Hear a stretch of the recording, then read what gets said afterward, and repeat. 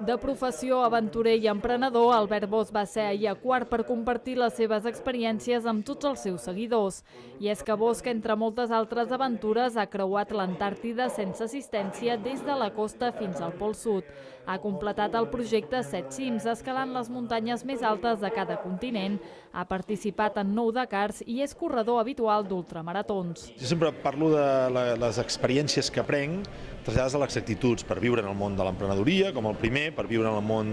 del lideratge personal, amb el segon relacionat amb el Pol Sud, i amb aquest últim faig una extrapolació de la figura de l'explorador relacionat amb l'actitud i tendències claus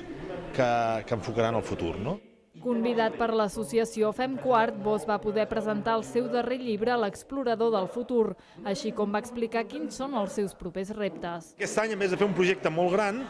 fem una sèrie de 4 projectes que ens portaran a llocs molt especials del món per fer un projecte que en diem World Nature Exploring, que és fer unes petites expedicions per fer buscar una altra visió sobre els espais naturals i des de l'aventura comunicar coneixement, consciència, responsabilitat sobre els espais naturals amb tot el positiu que tenen, tot el dolent que impactem l'home i la responsabilitat que hem d'agafar.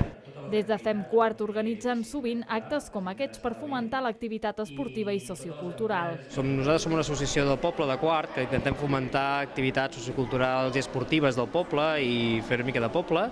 i vam contactar amb l'Albert i creiem que és una persona que té molts dels valors que nosaltres intentem inculcar